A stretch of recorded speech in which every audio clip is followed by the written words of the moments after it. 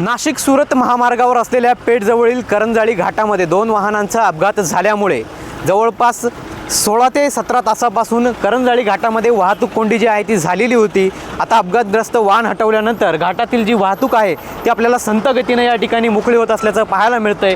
दोन्ही बाजूने येणारे जे ट्रका आहेत, अवजड वाहनं आहेत, ती या अरुंद घाटामध्ये अटकलेली होती आणि त्यामुळे हा अरुंद घाट असल्यामुळे या ठिकाणावरील वाहतूक कोंडी मोकळी होण्यासाठी मोठे अडथळा निर्माण होता। मात्र या ठिकाणी पोलीस प्रशासन असेल, त्याचबरोबर ग्रामस्थ असतील, यांच्या माध्यमातून ही ट्रॅफिक कोंडी जी आहे ती फोडण्यात आलेली आहे।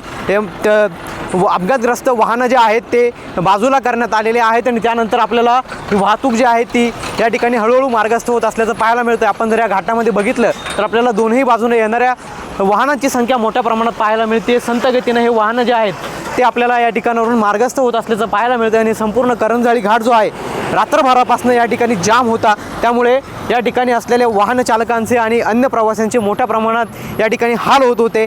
रात्र जी आहे ती त्यांना याच ठिकाणी काढावं लागलेली आहे। मात्र आता वाहतूक जी आहे ती आपल्याला सुरळीत झाल्याचं एकंदरीतच पाहायला मिळतंय। पवन येवले, TV9 मराठी, पेठ, नाशिक।